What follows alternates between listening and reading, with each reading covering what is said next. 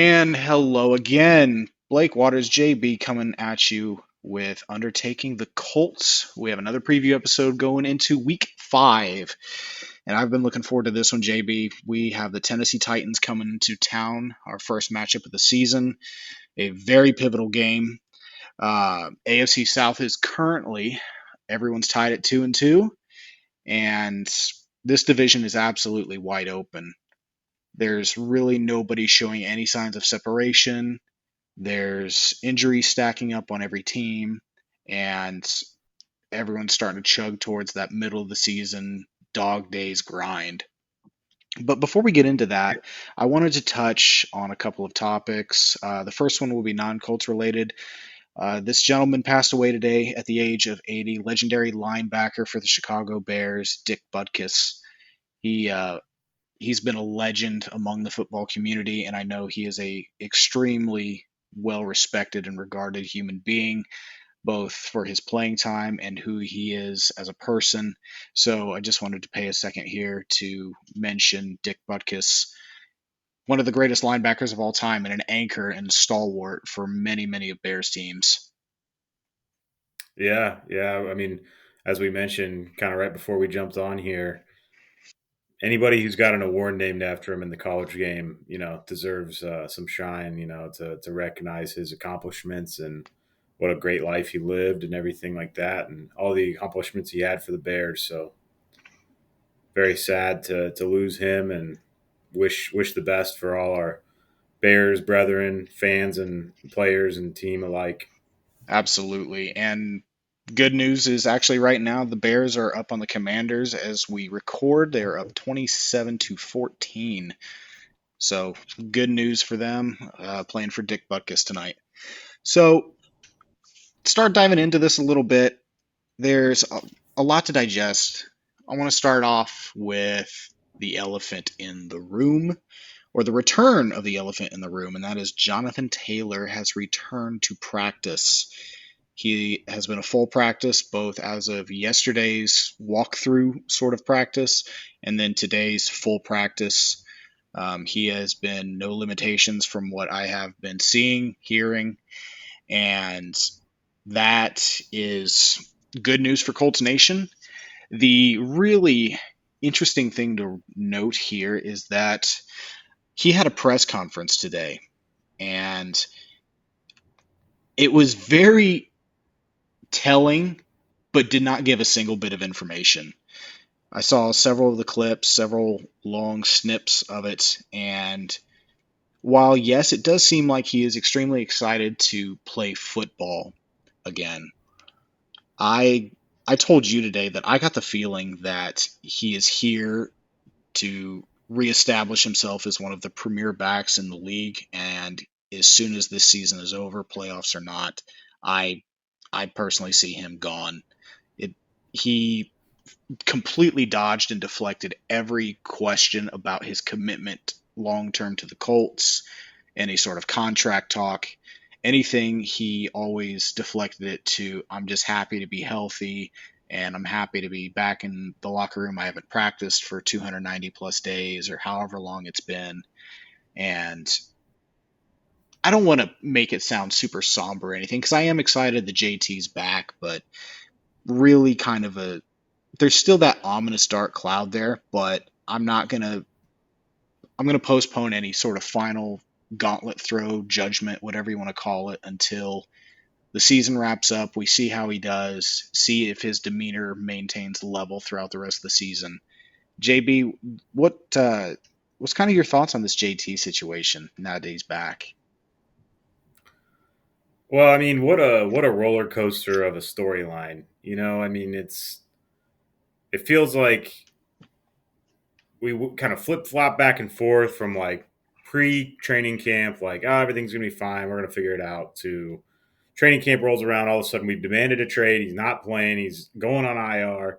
Now we're back to like Stephen Holder reported yesterday, like all of a sudden dramatic improvements have been made between the Colts and Jonathan Taylor's camp in terms of relationship. So I don't know that we have enough information right now to wrap our heads around what's going on. My one take on this whole situation is, and like you said, I'm going to reserve all my personal opinions about how this whole thing's been handled, for maybe a deep dive if something happens down the road.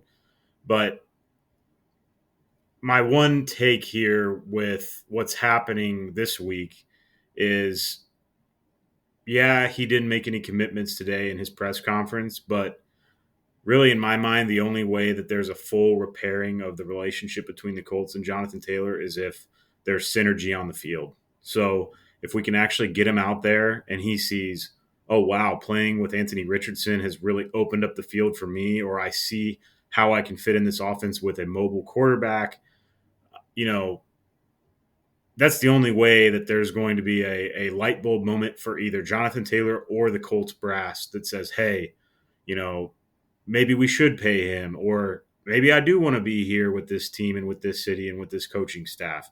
So no decisions are really going to be made long term until we see him on the field.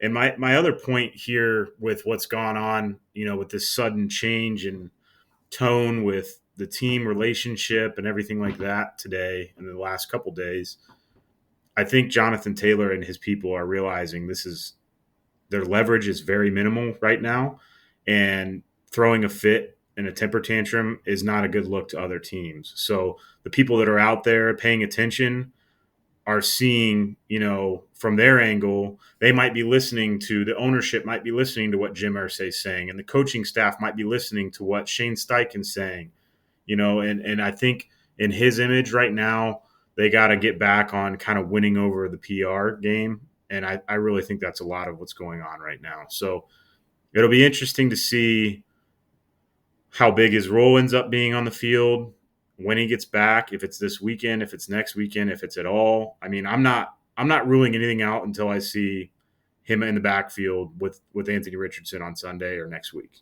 I'm not gonna get all excited about having him back. I think it's great that he publicly committed to the team, and I think Mo Alley Cox had a quote in some sort of article or press conference where he said, hey, we'll welcome him back with open arms at any point. So, I think there's opportunity there, especially with the team itself, for that to be repaired. With the front office and the ownership, who knows? But I don't think anything improves where it's at currently unless we see dramatic improved results on the field for both him feeling comfortable and the team feeling comfortable. Because Jim Irsay has made it extremely clear he's not going to reset the running back market unless something dramatic happens. So it's going to be interesting, man. I don't know what to make of it long term, but if we can get him back this weekend, great, because these next two games are arguably the most pivotal of the entire season, in my opinion. Well put. And it's going to be very, I don't want to say, kind of having trouble putting words to this, but it's long. Yeah, see, I don't know. I really don't know exactly where to go with this because, as you were saying, we really don't know where Jonathon Taylor's headspace is at right now, too. I mean, clearly his headspace is just focused on this season and reestablishing himself and being committed for this year. So, with that being said, him showing his full practice today and yesterday, he says, and Shane Steichen and everyone else that has spoken publicly about this has said that Jonathon Taylor is healthy. He's 100%. He's full go. He understands the playbook, the scheme, what they're trying to do offensively. And that leads me to believe that he's going to play Sunday, most likely if he does, on a pitch count, if you will. My guess is he'll maybe play 20% of the offensive snaps just to get him reintegrated because, as we mentioned in previous episodes, Zach Moss has been running the ball so well, and Shane Steichen likes to use the hot hand at the running back position.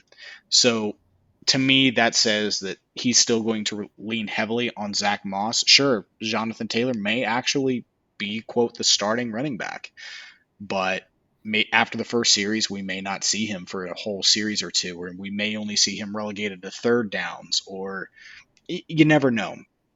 And it's going to be interesting to see. Go ahead.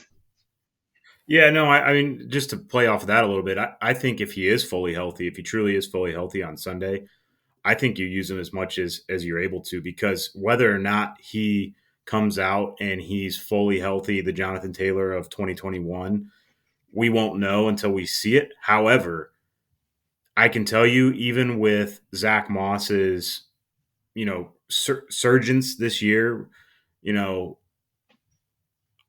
I don't think he poses as much of a, puts a fear in the Titans like Jonathon Taylor does. So even if he's, if he's 75% healthy, Jonathon Taylor's, I mean, if he's 75% healthy, I think you have to run him out there, if anything else, just to make the Titans game plan for him, and I don't know that it's exactly the same game plan that you have for Zach Moss, because when it comes to top end speed and vision, it's not even the same playing field between Moss and Jonathon Taylor. So on the field, I think if he's truly healthy, you use him as much as you can, because it's only going to benefit the Colts and him, because we know his talent, but also he's at the point now where if he truly is going to walk away from the Colts at the end of this year, he needs to prove that he can get on the field and stay healthy. Nobody's going to sign him to a $17 million a year contract when he's been hampered by injuries for 16 months straight. So he's got to get on the field and show that he can do it. And I will give him a little bit of credit that, he's come back this week. We have not seen any dramatic, like, oh, he's practicing, but he's standing by himself on the sideline. He's reintegrated himself into the team. We see, like, with the Chase Claypool situation where he's throwing a fit and, like, was going to the other side, wasn't listening, and they just told him to go home. So at least we're not dealing with that kind of situation. But I just want Colts fans out there to make no mistake. This is not all of a sudden like a change of heart and Jonathon Taylor is falling back in love with the Colts. He is making a business decision, and he realizes that he has to get on the right side of the press for both his future, and his current contract dealings.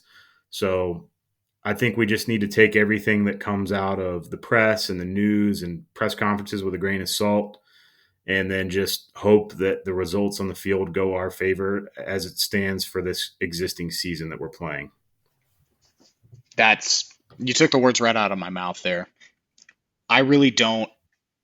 Like I said when I opened this segment, I don't have any expectation, and it is my personal belief still that Jonathon Taylor is gone after the season, and so we'll see what happens. Maybe a miracle happens and Jonathon Taylor does get signed long term here, and we do have him for a full second contract into his age 30 season or whatever. I'm not I'm not going to make any assumptions. I just want to see him healthy and out there playing. And I am rooting for the guy because he does have a family, he does have a life that he has to live. He is his own human being, and I feel like football fans as a whole forget that these players are also normal people like you and I, and Yeah. they've got to look out for the best of themselves and the best of their career. And I mean, I've got nothing but respect for that. So, kind Right. of And go ahead.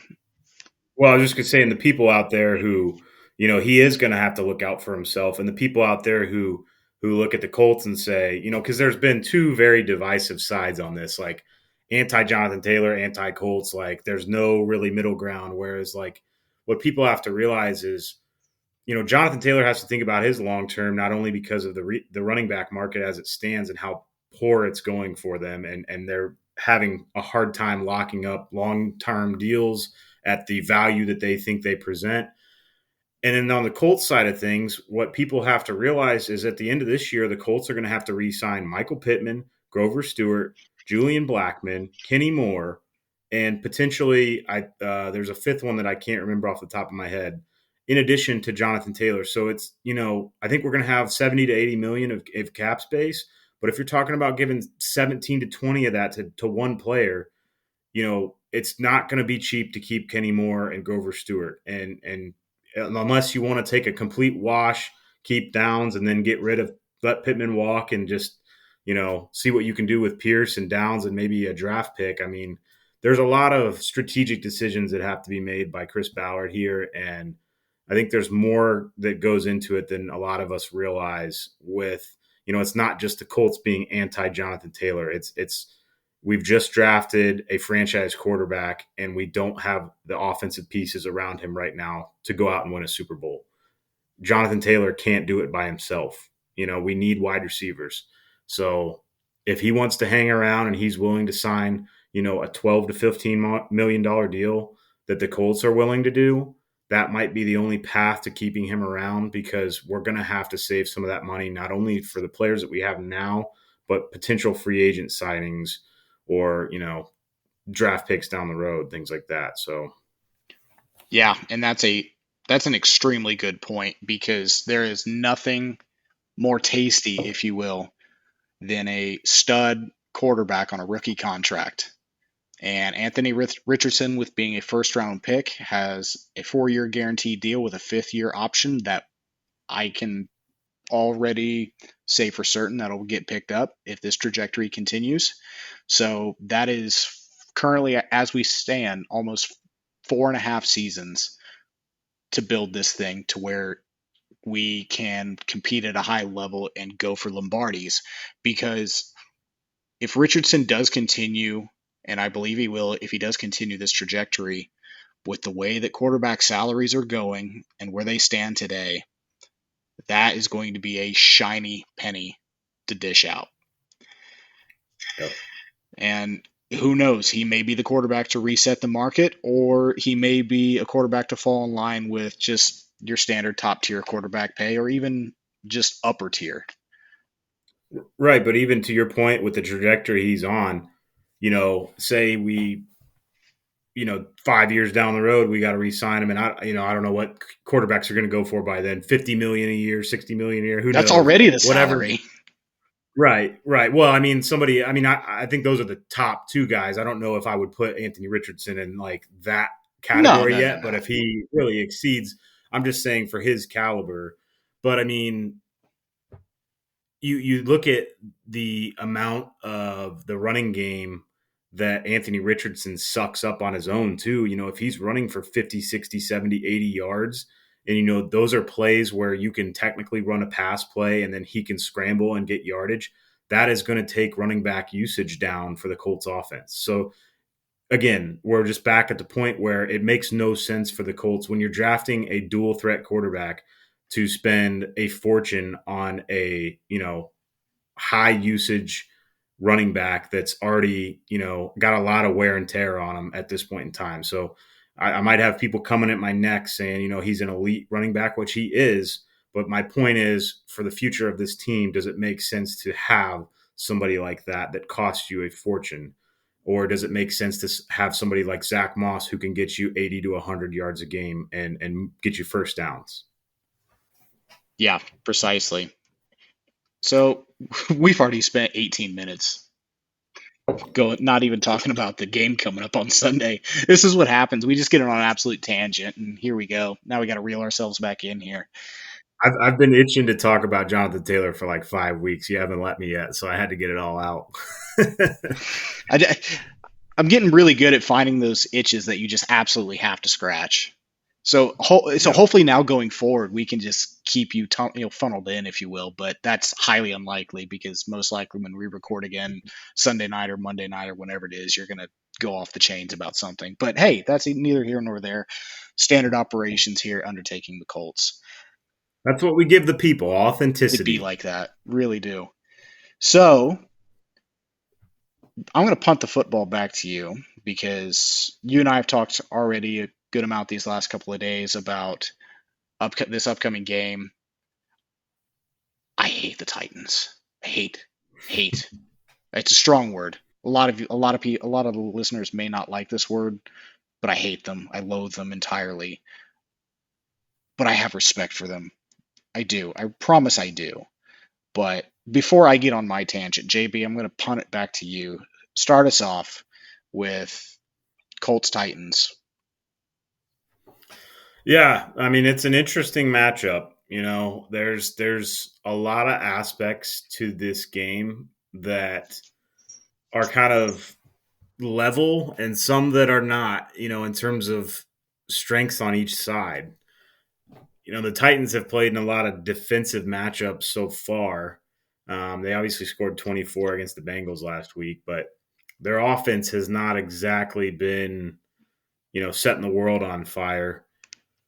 And on the other side, the Colts defense has been largely good other than last week, but when you look at the numbers, they've given up a lot of yards and a lot of scoring. So it's going to be interesting to see, how that matches up, between the offense of the Titans and the defense of the Colts. But I guess to just get it in, get started here, I'll start with, I guess, a few of my key matchups just in the game overall. So I have, the Colts offensive line versus the Titans defensive line as one of my major matchups here, and primarily because of health with the Colts. And you and I were just talking about this a few minutes ago.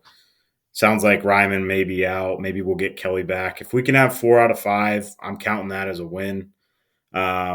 Because Jeffrey Simmons is a handful in the middle of their defensive line. So it's going to be critical to have Ryan Kelly and Q and Fries all on their A game to really hold up against that interior Titans defensive line, because they can really wreak havoc on the edges. I don't want to spoil one of my picks for the Titans, to keep an eye on, but their edge rush has been pretty solid so far this year. And then, another one I've got. Well, I tell you what, that's what I've got on the offensive side of the ball for the Colts. Do you want to go, or do you want me to go ahead and go into my defense? Go ahead and go on defense, and then I'll summarize my matchups afterwards. Okay. All right. Well, and I guess I do have a bonus offensive one here. So I've got, just thinking of it, that I forgot to write down earlier. This is good podcasting, but I got the Colts wide receivers versus the Titans back seven was another thing that I found interesting, because the Titans linebacker and secondary have really made up the bulk of their tackles so far, and they've been extremely active at the line of scrimmage and making those open field tackles. So with the Colts wide receiver core being so subpar thus far, I think it's going to be critical for the Colts to be able to rattle them enough to keep them from cheating the run game. And that's something to really keep an eye on, because I just don't know how that's going to match up. I from what I've seen so far, the Titans secondary has been very strong, and obviously the wide receiver unit I think is probably our weakest on the team at this point. So that's definitely going to be something I think, matchup wise, to keep an eye on. And then I guess on the defensive side of the ball, it kind of mimicking, what I just mentioned, the Titans wide receivers versus the Colts back seven. A lot of the passing game for the Titans has been finding open space over the middle of the field, which is exactly what the Rams just did to us last week. So they gave them plenty of tape to search for that. So, how do the Colts adjust, to that threat over the middle? Do we continue to get soft zone to death, or do we start to kind of, can we get the pressure on them, and can we close some of those passing lanes, as opposed to just, getting marched down the field through the middle of the field on the offensive side of the ball?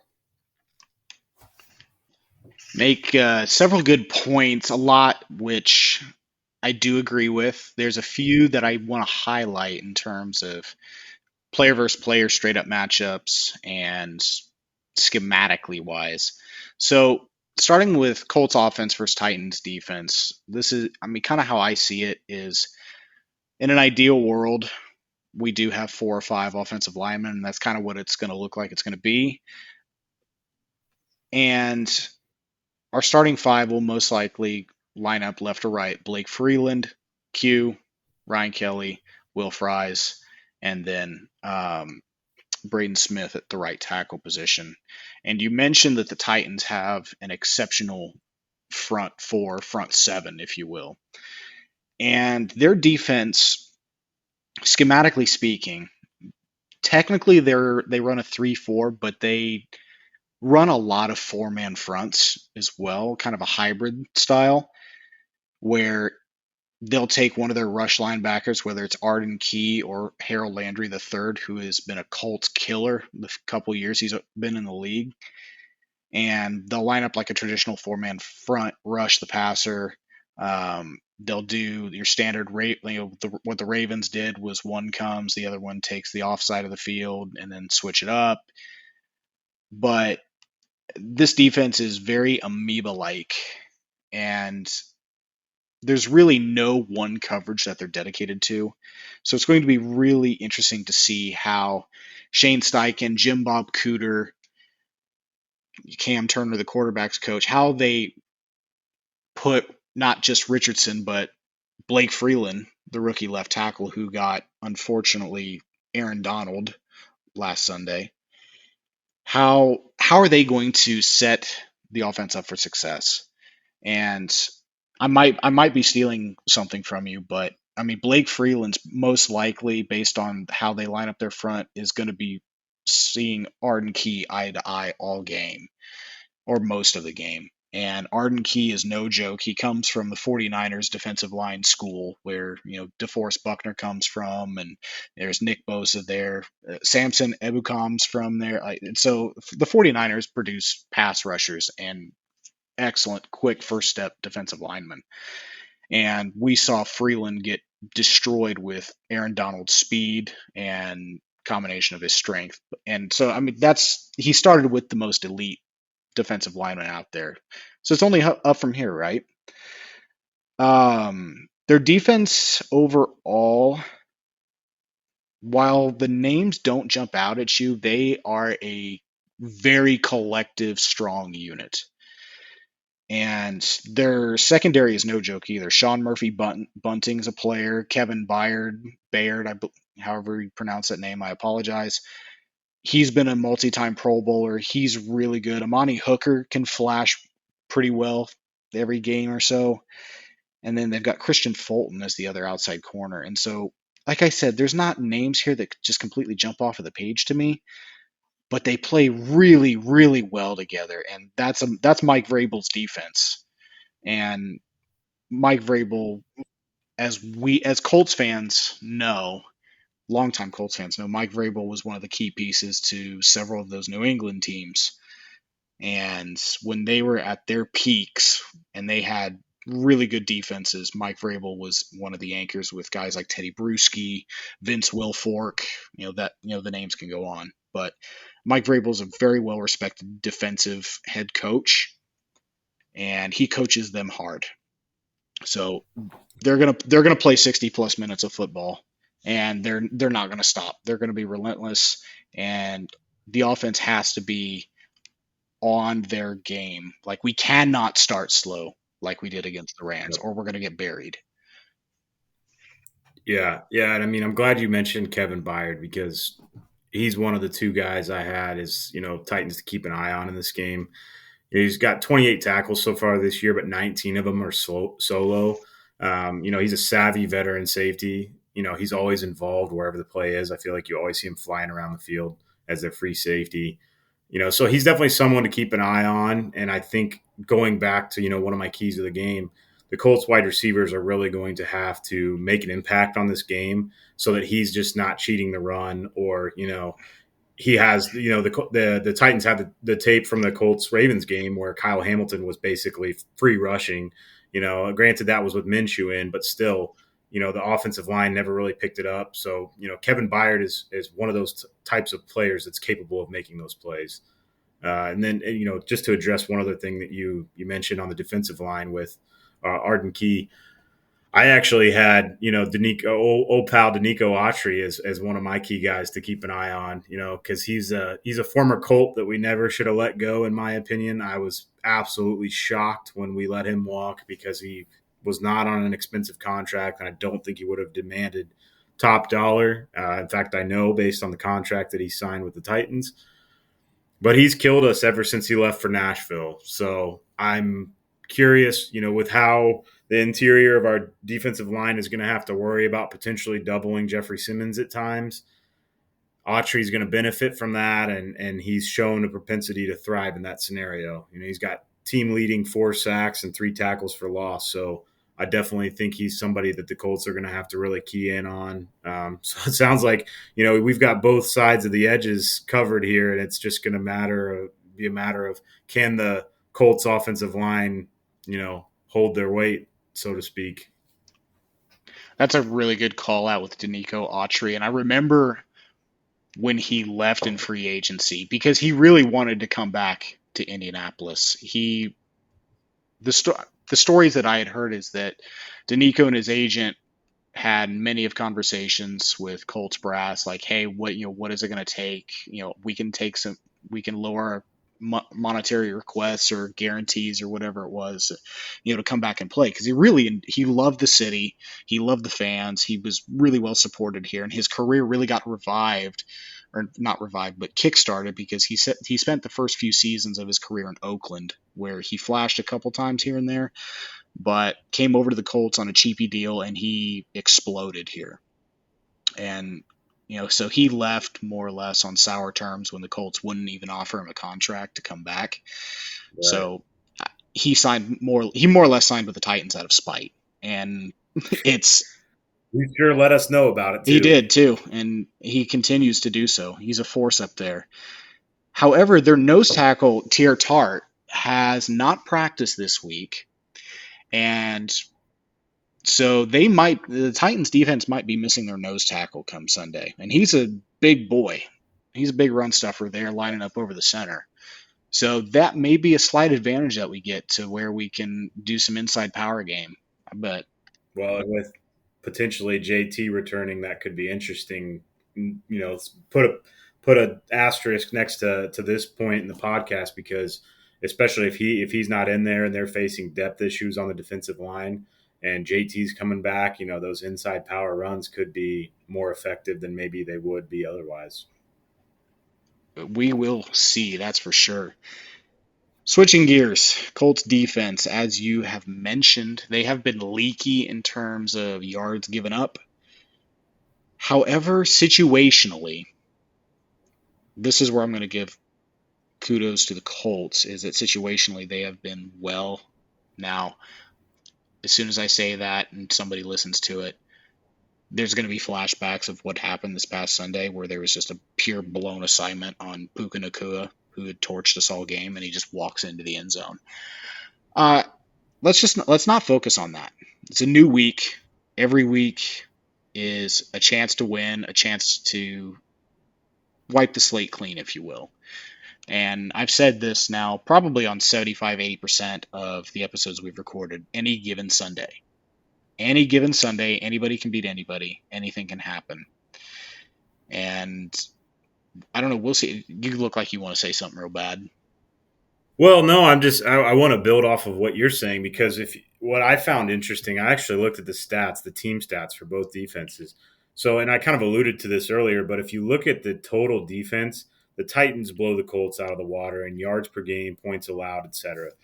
But if you look at the two defenses in terms of tackles, sacks, pass breakups, interceptions, fumbles forced, fumbles recovered, they're almost identical. In fact, the Colts are actually have a slight edge. So, in my opinion, that kind of signals to me that the Colts have just played some extremely efficient offenses so far, and the Titans really haven't. I mean, they've played other than it's credit to them for shutting down the Bengals, right? But that's not the full Bengals potential. I mean, Joe Burrow is clearly not healthy. They were really struggling on the offensive line. So statistically, it's interesting that they are very similar in some of those key areas, and I think that bodes well for the Colts defense because the Titans offense, when I looked at it, are statistically bottom 5 in the NFL. So I to be honest with you, when I first started researching for this game, maybe I'm coming off of a little bit of frustration from last Sunday. But I really looked at it like, man, this is going to be a really tough matchup for the Colts to win just because of how good the Titans defense is and how young our offense is. But frankly, what I've kind of talked myself into is that this game is a lot more evenly matched than maybe I realized. And, if you look purely at some of the stats and what shows up there, because, Derrick Henry has 73 carries for 285 yards and 2 touchdowns, which equates out to 3.9 yards per carry. And that's almost, I think if you look at it, he has 73 carries. I think Tannehill has 108 pass attempts. So clearly that's like 40% of their offense is running plays that aren't really garnering a ton, uh, up the middle. So, I'm going to give him credit because historically that we've either shut him down or he's gashed us. So I'm not really sure what to expect there. And he's in the top 10 on first downs gained because he's a hoss. But if we could shut him down, I think we could make it really difficult for the Titans offense, based on some of the stats that I'm seeing. Yeah, and I don't want to get too focused on box stats and whatnot as well. Because I mean, I went on a tangent last week about don't be a box score junkie, and I'm going off of more historical thoughts here.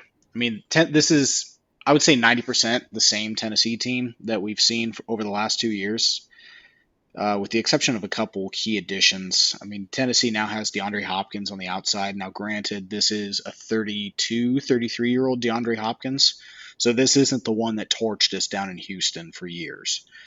This isn't, he's still a really, really good wide receiver. Don't get me wrong, but he's not the absolute force that he used to be, and that could also just be in part of to what the offensive design and the offensive scheme is for Tennessee, because they've always been a power running, play action over the middle sort of team, and that's never been Hopkins' true game.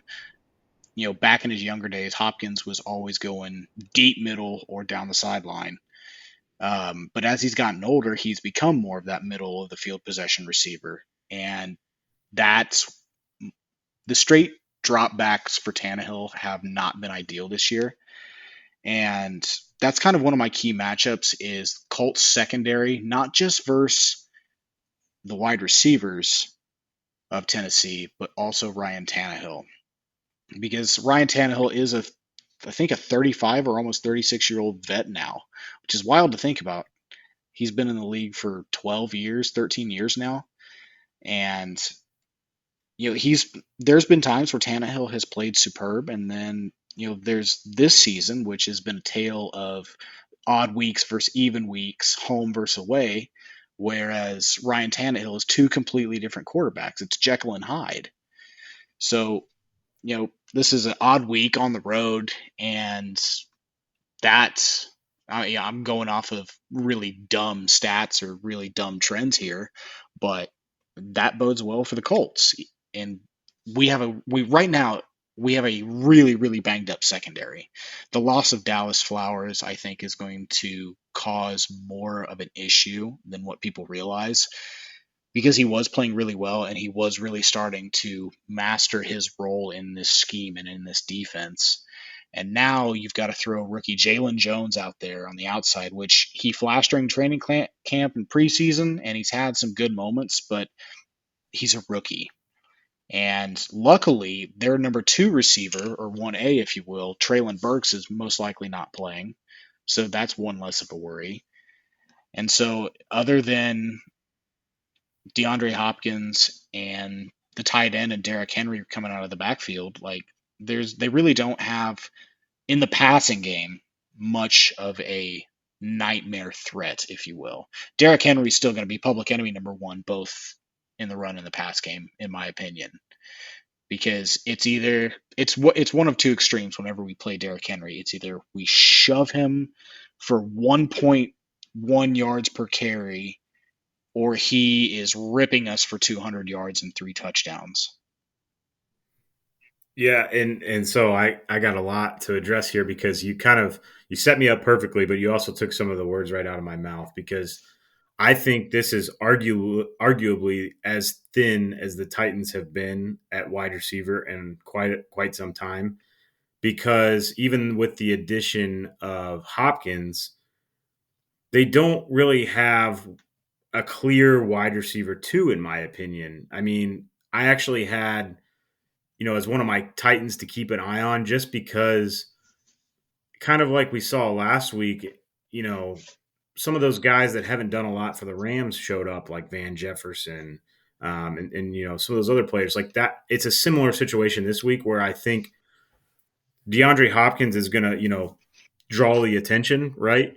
So I had Nick Westbrook Akine. That's a mouthful.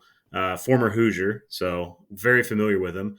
And he's been in the league for 3, 4, 5 years now, and he's really kind of been there like wide receiver 4 for a long time. And he's kind of shot up, statistically, they're wide receiver 2 right now in terms of output. So he's kind of a guy that, he's got 2 touchdowns, and I think the only other guy who's caught a touchdown on their offense is a tight end, in terms of the receiving core. So he might be a guy that could benefit from that attention that Hopkins gets. But either way, there's an opening for the Colts secondary to really shut down the Titans' passing offense because they are pretty thin overall, especially if Burks doesn't play. So, it's one of those, like, I don't know what to even make of it because the Colts are so thin in their secondary. It's like it's a complete toss up, really. But it makes it really a compelling matchup because of, Westbrook potentially could break out, but at the same time, the Colts could also shut them down. We who knows what we're going to see out of Jalen Jones and some of these other guys. So it's definitely a really interesting matchup there. Yeah, I remember Westbrook Akine having a couple of solid games in the past couple of years against us out of the slot, and he's always been their speed guy. And come to think of it, I'm really jogging my memory right now of Titans wide receivers of the past, both Peyton Manning days, Andrew Luck days, and even in the recent 3-4 years. And they tend to do what they did with guys like DeAndre Hopkins. They'll go out and sign a veteran big name who is in the twilight of their career, if you will, or on the downward spiral. I remember Andre Johnson spent his final year there, unfortunately, after two or three disappointing seasons with the Colts, but we're not going to get into that. Yeah, I can't remember. Julio Yeah, Jones. Julio, thank you. That I knew I was missing a name.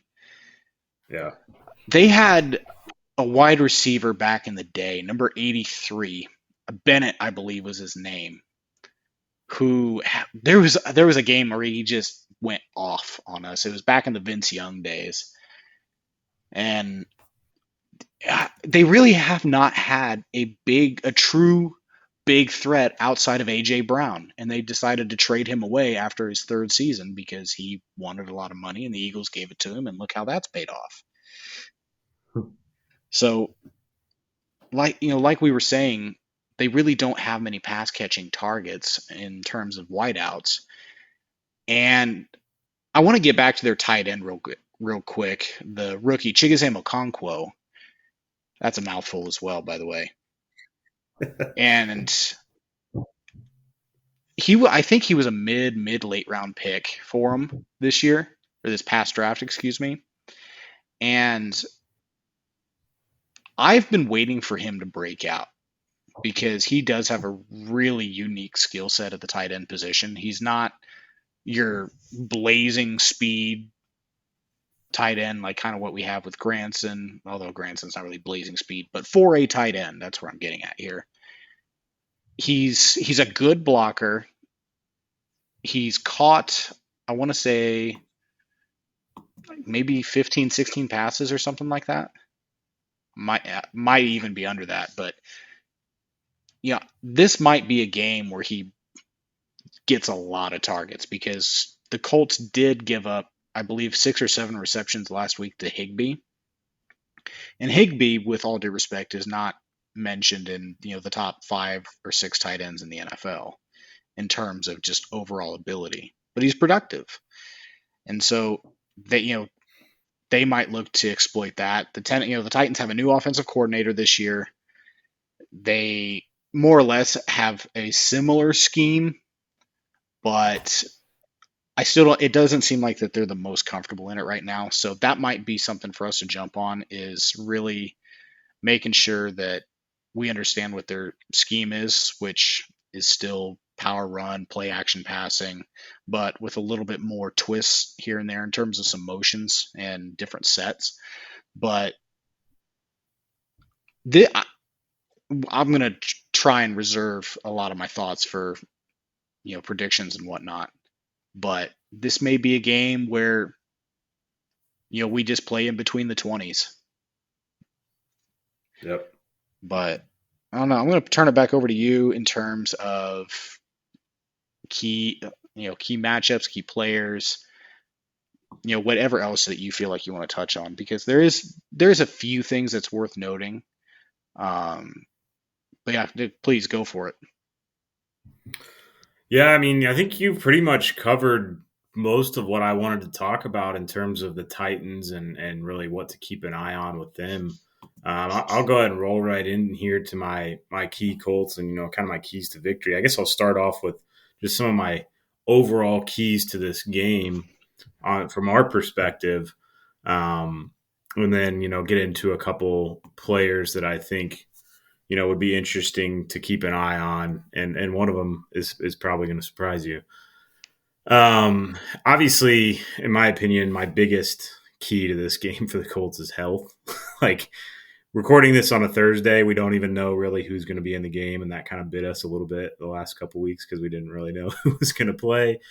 But that's going to be huge, especially on the offensive side of the ball. It sounds like we're a lot more healthy on the defensive line. So other than Tyquan Lewis, who's maybe up in the air, but hopefully we get more snaps out of Defoe, which would be huge. But yeah, health on that offensive line, if we can for sure get Kelly back, and then if by some miracle Ryman's able to pass the concussion protocol and we can have all five, that could be a huge change to the trajectory of this game. My second key, and I don't necessarily mean this as a specific like role play in terms of like the player himself, but just like JT, like overall, like what does he play? What does he provide? Like you mentioned, does he play 20% of the snaps? Does he come in and like take the bulk of the snaps?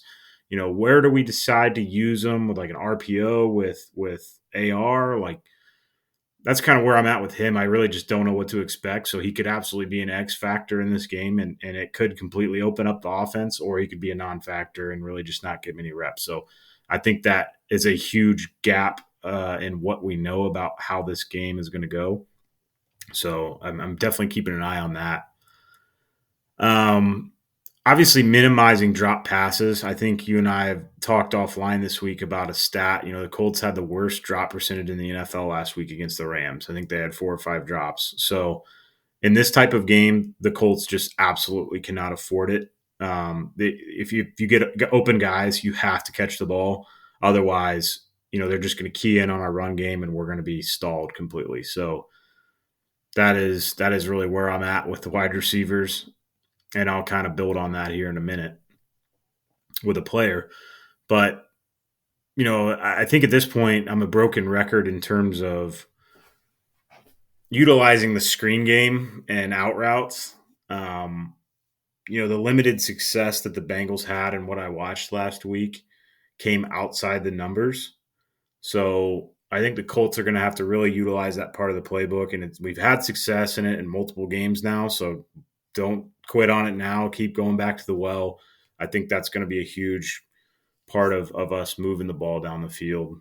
On the defensive side of the ball, I have my biggest key, and I'll get to outside of the pass rush. I mean, people have heard me harp on that for like 3 or 4 weeks now. So I think we'll just insert it as like a standing key to the game until noted otherwise. I'll let you know when it's going good enough that I don't need to talk about it. But something that is interesting that you kind of touched on a few minutes ago with the Titans offense. I actually think my key for our defense is forcing the Titans to keep the ball outside the numbers. I mean, lock down that middle part of the field, force Tannehill to make long throws across the field outside of the numbers. And I think that's really where he starts to falter, and you start to see some of those mistakes and those interceptions and those sacks. So outside of getting a pass rush, that's really my big thing on defense that I want to see, and really clean up the mistakes from last week where we were just open season in the middle of the field and couldn't stop anything. So I'll save my two key players here I'll let you go for a minute, and I'll save my two key players for after that. Playing the I Have a Secret game. I'm a fan. Okay, so this is where I stand, and I'm pretty firm on this. I am going to continue remaining bullish on the left side of the offensive line, as health is currently a concern. We've got a new offensive line and running backs and tight ends. Protection as a whole has to neutralize the pass rush of the Titans enough to at least buy 3 seconds for AR in the pocket. I am expecting AR to be running quite a bit again, but I also can see a lot of the quick passing games, the rhythms, the timings, especially to tight ends. Tight ends are another key group that I think will play a pivotal role. And I'll give away one of my players right now. See, look, I have no problem not keeping secrets. So everyone yell at JB when you get a chance. I'm going to pick one of your favorites, Alec Ogletree, or Drew Ogletree. Why did I say Alec? I'm dumb. I think I always do that. I've done the same thing like Drew multiple Ogletree. times with. Drew Ogletree, Yeah, number 85. He showed quite a bit to me in the Rams game. He can catch in traffic. He can catch and run.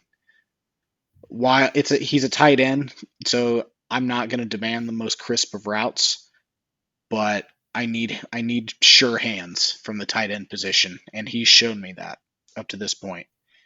And historically, the Titans in their defense under Mike Vrabel have gotten exposed by good tight end play in the past, and a combination of Mo Alley Cox, who has had good games against the Titans, Drew Ogletree, and Kylan Granson, and maybe even Will Mallory. Although Will Mallory has been a healthy inactive for the better part of the last, I think, 3 games, so I expect that trend to continue, which I do is too. completely fair because A, rookie, B, tight end is probably the deepest position group on our roster, and the combination of Mo Alley Cox, Ogletree, and Granson give you such a dynamic to use in any given point in the game.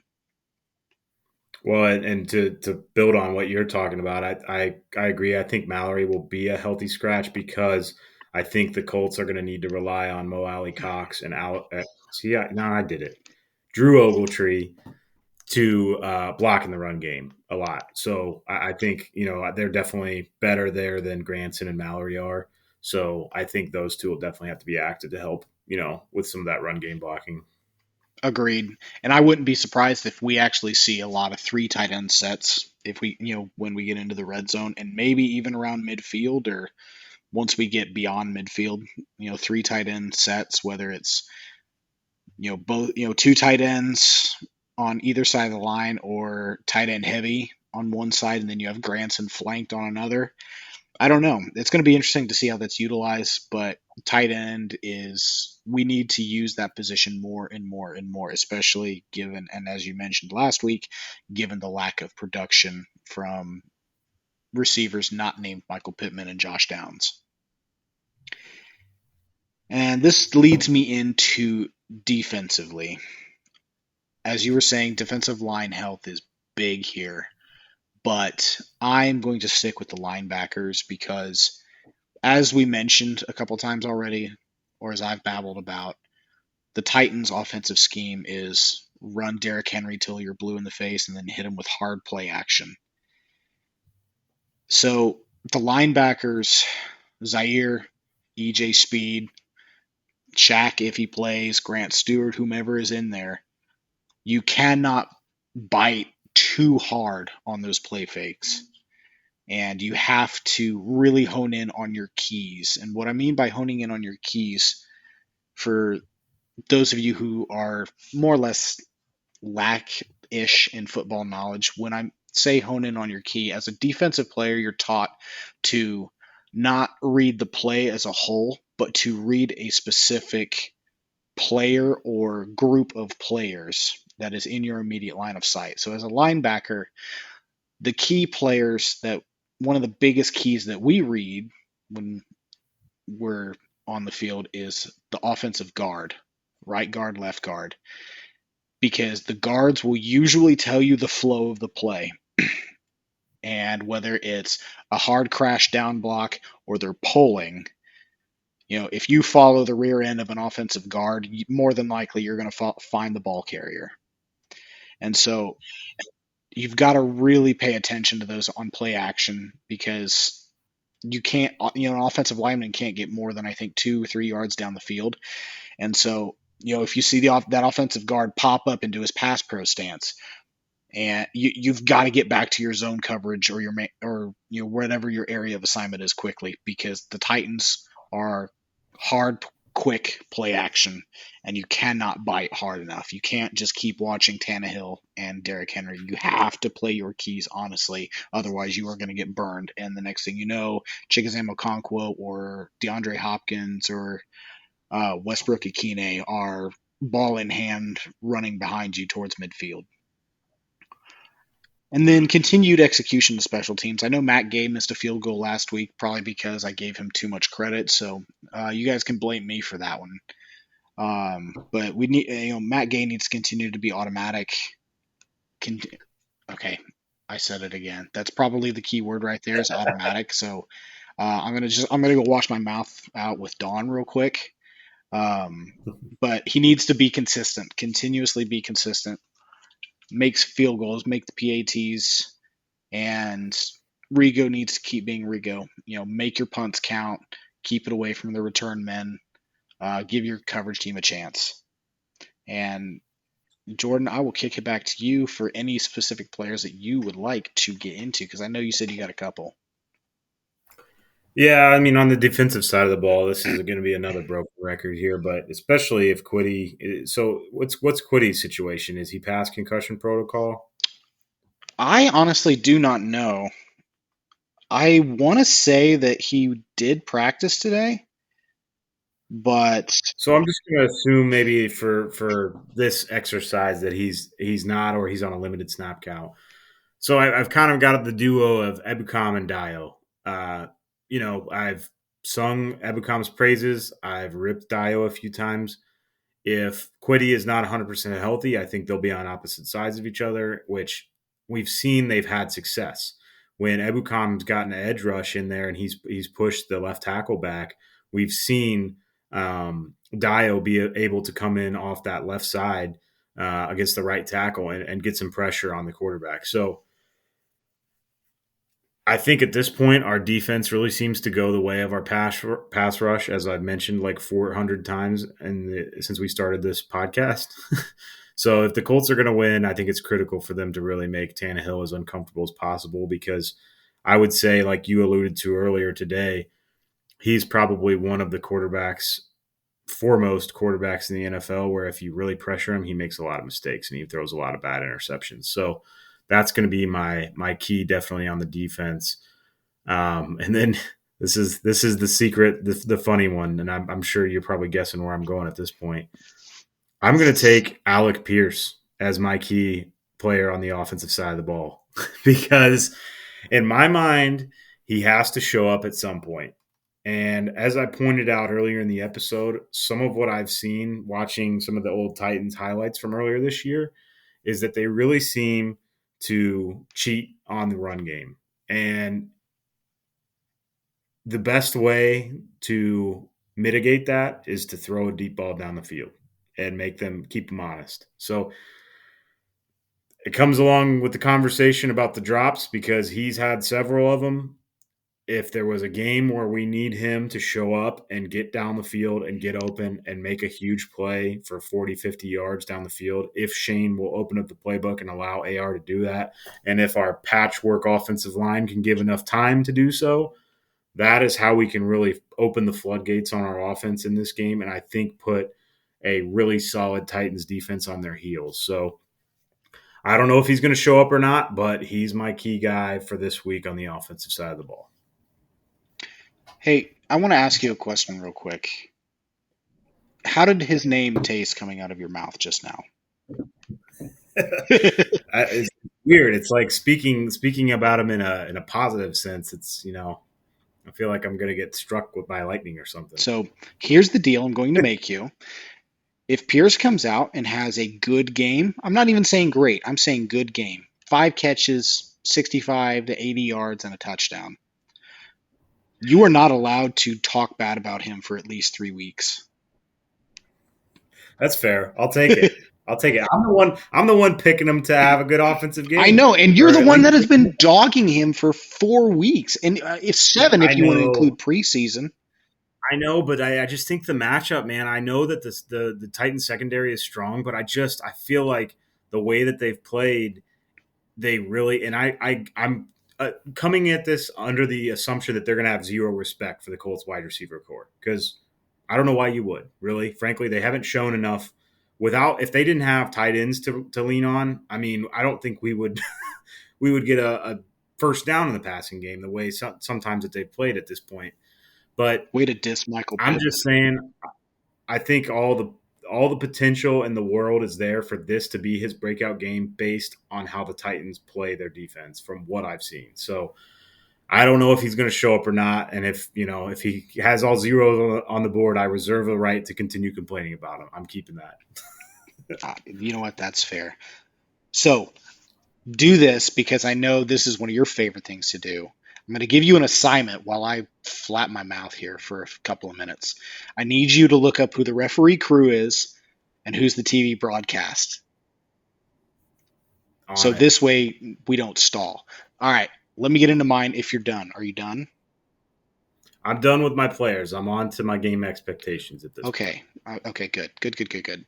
So I've already mentioned one of my offensive pieces being Drew Ogletree. And really the tight ends as a whole, but I'm really going to hone in on Drew Ogletree just because of his unique skill set at the tight end position. And by unique, I mean unique on the Colts roster. And I'm going to do one more on offense before I get to the defense. And I'm going to go with Blake Freeland, who I did mention earlier. So the current assumption is that Ryman will not play and Freeland will start again. And like I mentioned already, 35, 40 minutes ago, however long it's been, he's going to be going up against Arden Key for the most of the game. He may see Harold Landry. Either way, is again as long as he can win 60 to 70% of his snaps, then that sets us up for a decent amount of success. And I want to throw these stats out there because I know you mentioned how similar the Colts and the Titans defenses were in terms of takeaways, stops, so on and so forth. So I actually came across this. I think it was yesterday. The Colts are generating I believe, a 36% pass rush win rate, which is third or fourth in the NFL. And they're only blitzing just under 20% of the time. I think it's like 19.8, but we'll just call it 20. The Colts are only blitzing 1 out of every 5 defensive calls, which is really, really good. That's actually really low for today's NFL. Whereas the Titans are very similar. They have, I believe, a 33% pass rush win rate, blitzing 22% of the time. So that's going to be a really interesting dynamic to see if either team ups the blitz, they keep it normal, they pull back, especially with both teams having a bit of banged up offensive lines. And getting back to actual players, this is where I know you mentioned Dio, you've mentioned Ebukam, I believe you mentioned Defa. You pretty much mentioned everybody on the line. And I talked about the linebackers, so being Zaire and EJ Speed. Shaq's most likely not going to play. I saw he just did not practice again today, so Shaq is most likely out. So my next biggest defensive player for the game, and this is me going to this player 2 weeks in a row, is Juju Brents. Because while he did have that blown coverage to Puka Nakua in overtime last week. He's a really smart player, and he's going to learn and adjust. And he's going against a much older, savvy vet in Nuke Hopkins. DeAndre Hopkins, Nuke is his nickname for those of you who do not know. And so the size comparison, DeAndre, I believe, is 6'3", 6'4". Juju 6'1", 6'2". Both are similar size, measurements, so on and so forth. Juju needs to kind of keep his technique sound because DeAndre still has plenty of moves off the line of scrimmage. He still has some really solid first step quickness. And that's going to be, I think, a key matchup to hone in on. I'm going to be curious to see how much man coverage is called this week compared to last week against the Rams. Yeah, I like the Juju pick for sure. I mean, I think that kid he's impressed me a lot because obviously he missed the first couple games, and he's had you can make the argument he may have been at fault for the broken coverage against Nakua last week, but I think that's a great call out. I mean, I think he's got all the potential in the world, and he could really, if he gets a pick or something, depending on who he's playing up against, if it's Akine or even if he ends up guarding Hopkins, and he can he's got the size advantage there, so that'll be interesting for sure. Absolutely. So this kind of feeds into our game predictions, and I'm struggling with this one. So I want you to go first here while I still mull over some thoughts because I'm at the finish line in terms of where I want to go, but I want to hear your side of it. I don't know. I've gone back and forth to be honest with you, and my logic for my pick here is it's twofold.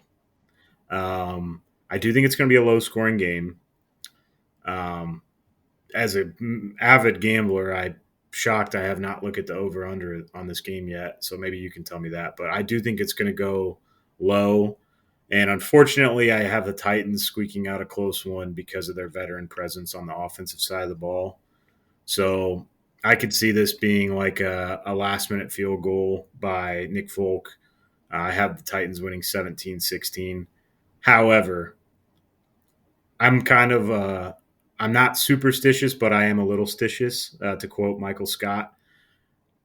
I'm kind of trying to give the Colts some juice here because they've lost like 4 or 5 home games straight. They've lost like 5 straight to the Titans. Every time I pick them to win, they seem to do poorly. So I'm going to pick the Titans to win and hope that I can get the old reverse jinx going here. I like that. Um, okay, you secured my thinking because I too have the Titans winning this. And also, for our gambling friends out there, I've mentioned that I've done this for every game, and I'm going to continue to do so because I support bad habits. JK. It's not a bad habit. It's legal. It's fine. Depends on if you're winning or losing. That checks. I had a really successful year last year. Now, granted, I haven't been on any games this year for the mere fact that life happens. I just recently bought a house, or my wife and I just recently bought a house, and so money. Welcome to the. I've been I've been rolling in college football every weekend only to piss it all away on the NFL. So I'm sure there's several folks out there just like I me. respect that. That's fine. Hey, you gotta keep the law of averages constant, right? Right. All right. So currently, the over/under line we are at 43, and the actual game line itself, Tennessee minus 2.5. So they are 2.5 points favorites. And as I mentioned last week, Vegas tends to give the home team 3 free points. So they're actually more or less saying Tennessee's going to win this by almost a touchdown. That's where Vegas is sitting right now. I am going to go Titans win 21-17. So that would be under the 43 total points, and the Titans cover the 2.5 spread. I think that's a fair pick as well. I kind of went back and forth. I see a bounce back game for the Colts defense, I think, even though we're a little bit depleted at the secondary position. But I just have a feeling it could end up being, I don't know. The last time I predicted it to be a defensive, struggle, it was a Texans game where we put up like 35. So who knows? I'm just throwing a number out there. We'll see. I hope the Colts win, but I just have a nagging feeling that the Titans may squeak this one out. Yeah, and I've been in that same boat too. I've really, like I was saying, I've tossed scores back and forth in my head today quite a bit.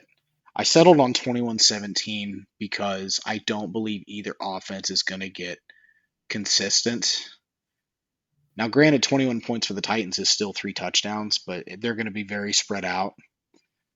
I don't think that it's going to be an ugly game. It always is with Tennessee, and I don't want to put any bad juju out there, but I'm doing what I'm supposed to, and I'm being honest here on my perspective. I really have a gut feeling that this might be a game where Anthony Richardson shows rookie struggles, and we might even see a multi-pick game. Maybe a strip sack. I don't want to put, again, I hate saying this stuff because I'm such a Colts fan and I fucking hate the Titans. Excuse my mumbled French, everyone, but it's like I'm so sick of. And Jim Irsay goes about this on his. He has at least 2 to 3 Twitter rants about the Titans every year, and I'm fully expecting one to come within the next 48 hours as well. We've gone from bullying our division to being bullied over the last few seasons, and I can't stand it because I have to hear about it from my Titans buddy. I have to live in the fact that Colts Twitter is just going to be full of just absolute negativity, and so there's me on that. I'm going to control some anger tonight. Well, I mean, it's hard for us to go against. To be honest, the Titans have won the last 5 matchups, so Yeah, it's historic's just not great. it flipped real quick on us from ever since I think it was what Reggie was down there at the draft and told the Titans fans that they were like, you beat the Colts twice in whatever it was, 14 years or something. And ever since then, I feel like it's gone down the toilet Well, for us a little bit. to be fair, so fun fact, I'm actually in a fantasy league, a 4 team fantasy league where we just have super teams, and it's my buddy Austin, the Titans fan, in there, and his dad and brother I think are in there, and they're all like Titans fans too. So I'm solely rocking it as the Colts fan, and I named my team 614. That's the career winning percentage that the Colts have against the Titans franchise is I 614. love it. So it's quite. We still got And fun fact, I'm in first place in that league too. So there's that. But yeah, it's. I'm excited for the game. I mean, I'm excited for every game. I say that every week, but this one, if we pull out this win, I I'm going to be ecstatic for 3 weeks until we play the Titans again. yeah. Like I'm going to be jumping for joy, and I'm going to take 10 years off of my life, and you know have a nice spring in my step. Yeah, I'm right there with you, man. I gave up my season tickets a couple years ago just because life gets in the way. My wife couldn't attend all the games, and it just was a big expense. I didn't feel like having, but I still try to go to games as I garner interest in them. And I ended up I wanted to try to go last week. I ended up not going last week, so I'm like 95% sure I'm going this week. I'm just gonna bite the bullet and get whatever tickets, and I just want to be there, man. It's a pivotal matchup, like we've talked about. It could really turn the season for the Colts. I mean, if we win here, we could either be tied or potentially in the sole lead of the AFC South so far with 2 divisional wins, which would be huge. So I think it's going to be fun either way. I noticed that the Colts have released more tickets and the prices are going up, so people are getting more interested again. So it should be a rocking atmosphere. But I'm right there with you, man. I did do my homework here that you assigned me. So we have on the call for this game, we have Spiro Didis and Adam Archuleta, which they have my stamp of approval. I like those 2 guys. Yes, Adam So Archuleta. we have one this week that I think we can all listen to. So we don't have to put It's a nice the synced up it's a nice on. CBS crew, isn't it? Yeah. Yeah. Beautiful. And then in terms of the officiating crew, so we have Brad Rogers' crew. And from what I'm looking at here with his statistics, so far this year, the home win percentage versus visitor win percentage is 50-50. Okay. I like So that. that's pretty much a toss-up. They are calling 16 penalties a game for 137 and a half yards. So that, however, his splits on the penalties are pretty even. So it does seem like it'll be a pretty fairly called game. And then, and one more stat for you here. Since he's been a head referee in 2019, from what I can tell here, he has reffed 3 Colts games, and the Colts are 2-1 when they've played with Brad Rogers' crew. They beat where did it go? They beat the Bills in 2021. That was I think the butt whooping that we That gave was them, right? was that the JT 5 touchdown game? Yeah. So that game, and then he had us in a loss later that year when we had that pivotal game against the Raiders with like 2 games to go. We had the Rodgers crew in that loss, and then last year we had them when we beat the Broncos in that absolute offensive showcase that was nausea-inducing. So the game that probably got the Colts off of primetime for the next 2 years. Right. We'll see what comes of it. But if you're a believer in that kind of statistics, we are 2-1, so we'll see. Well, that's decent information to gnaw on for the next 48, 72 hours until kickoff.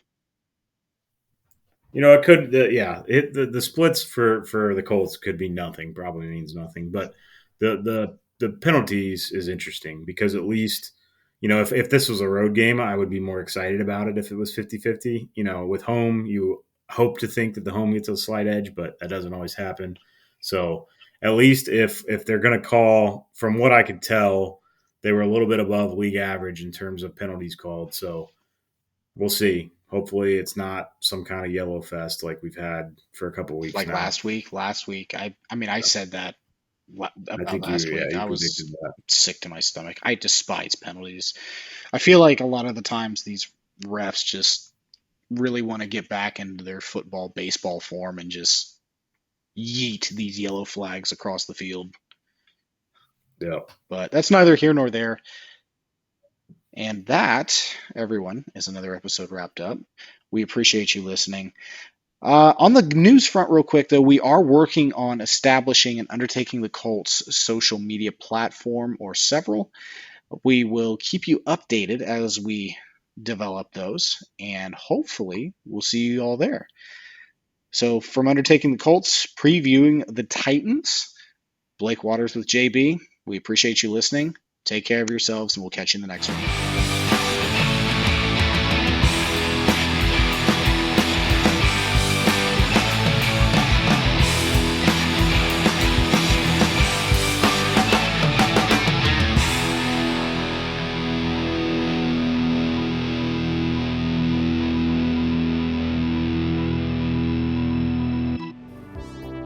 Undertaking the Podcast is brought to you by Indiana Donor Network.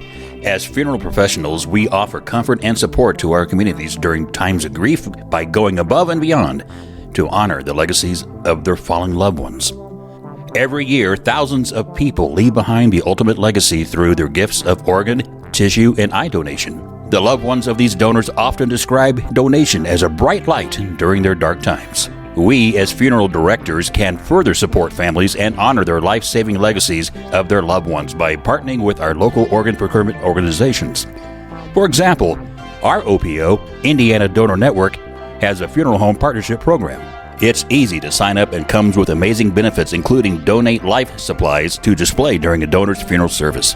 If you're a funeral director in Indiana, check out Indiana Donor Network's Funeral Home Partnership Program at indianadonornetwork.org/funeral directors.